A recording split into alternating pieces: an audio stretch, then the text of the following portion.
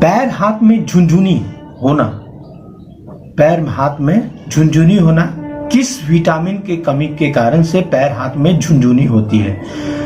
हमारा उम्र जो बढ़ते जाता है, जैसे 40 के बाद ये प्रॉब्लम ज्यादा देखने को मिलता है। नसें हमारे जो मतलब खान पान में कुछ कमी आ जाती है, जैसे 40 के बाद महिलाओं में, 45 के बाद पुरुषों में कुछ कोशिकाएं जो होती है वो काम करना बिल्कुल धीरे धीरे कम हो जाता है, बहुत सारी चीज सिकुड़ने लगती है।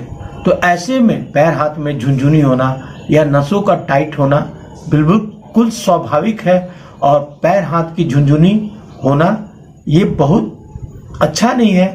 अगर पैर हाथ की झुनझुनी हो रही है तो इससे तुरंत सावधान हो जाए, और आपके शरीर में एक विटामिन की कमी है जिसके कारण से आपको हो रही है। हो सकता है उस विटामिन के बारे में आप जानते हो, लेकिन आप उसको, कई लोग इसे पसंद करते हैं, कई लोग इसे नहीं पसंद करते। तो आज मैं वो नुस्खा लेके आया हूं जिसको पैर हाथ में अगर झुनझुनी हो जाए तो तुरंत खाना इसको चालू कर दें।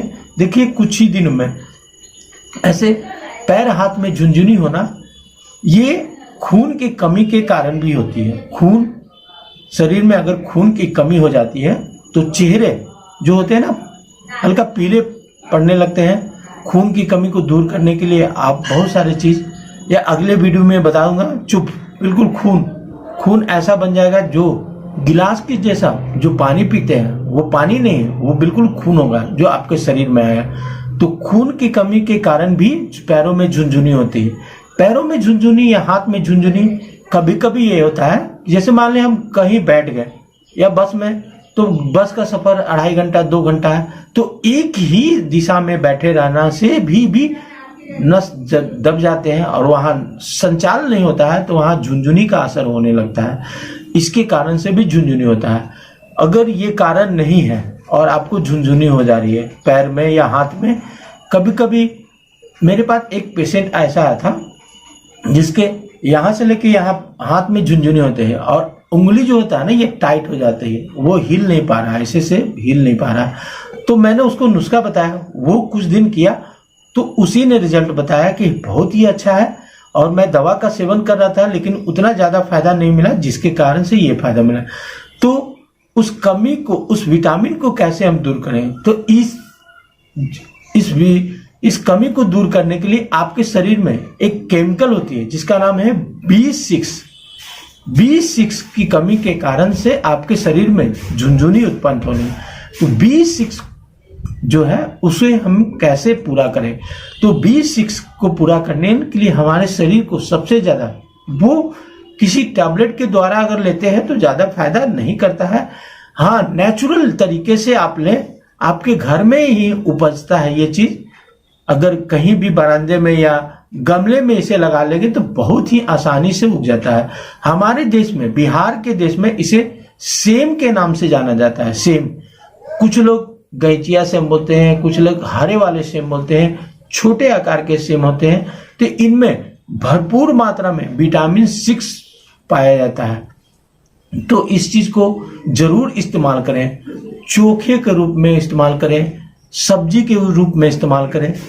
और इसको खाने के बाद, इसको जब आप खाना खा रहे हैं तो चावल के साथ आप खा सकते हैं। खाने के बाद आप पानी ना पीना है, तब ये ज्यादा असर करेगा। अन्यथा पानी अगर ज्यादा मात्रा में पिएंगे तो इसका असर खत्म होता है, क्योंकि हमको B6 लेना है। तो ये सब्जी की तरह बनाएं। अगर आप चाहे तो उबाल कर भी इसे खा सकते हैं, चोखे के रूप में सीधा नमक डालकर खा सकते हैं। इससे बिल्कुल ये आजमाया हुआ है। इसको खाने से तुरंत तो लाभ नहीं मिलता है, इसको आपको कुछ दिन खाना पड़ेगा। जैसे आज खाएं तो आज ये सब्जी के रूप में आएगा, दूसरे दिन खाएंगे तो ये असर करेगा हल्का फुल्का, क्योंकि नेचुरल है। और आयुर्वेद आप जानते हैं कि धीरे धीरे काम करता है, और ये जो काम करता है वो जड़ से ठीक करता है। एलोपैथिक की जो दवा होती है वो दबा देती है, उस जगह को सुन्न कर देती है, जिस कारण से वहां पे झिंझनी होती है लेकिन वो पता नहीं चलता है। खैर छोड़िए बातों को, मैं जो नुस्खा बताने जा रहा हूँ ये बहुत ही आसानी से आपको कहीं भी मिल जाएगा, हर जगह अवेलेबल है। सब्जी की दुकान में व्हाइट रंग की सेम आती है, हरे रंग की सेम आती है। सेम आप लेकर आधा किलो बच्चों को भी खिलाएं, जरूर से जरूर। अगर ये झुनझुनी की शिकायत है तो विटामिन B6 को पूरा करने के लिए सेम की सब्जी खाना बहुत ही जरूरी है। वीडियो अच्छा लगा तो वीडियो को लाइक करना, चैनल पे पहली बार है तो चैनल को सब्सक्राइब करना, दोस्तों और रिश्तेदारों में जरूर से जरूर शेयर करना। बिहार में इसे सेम के नाम से जाना जाता है। आपके देश में अगर किसी और नाम से जाना जाता है तो जगह और सेम के बारे में जरूर बताएं, ताकि दूसरे लोग को समझने में दिक्कत नहीं होती है। हर जगह चीज तो मिलता है, लेकिन कहीं कहीं इसे दूसरे नाम से भी जाना जाता है।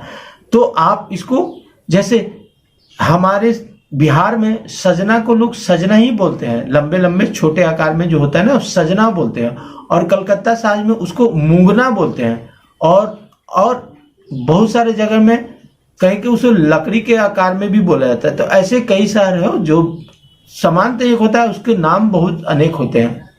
तो आपके शहर में ऐसे क्या कहते हैं जरूर बताइएगा, कमेंट में जरूर लिखिएगा, रिव्यू जरूर दीजिएगा, ताकि दूसरे लोग को समझने में परेशानी ना हो, दिक्कत ना हो।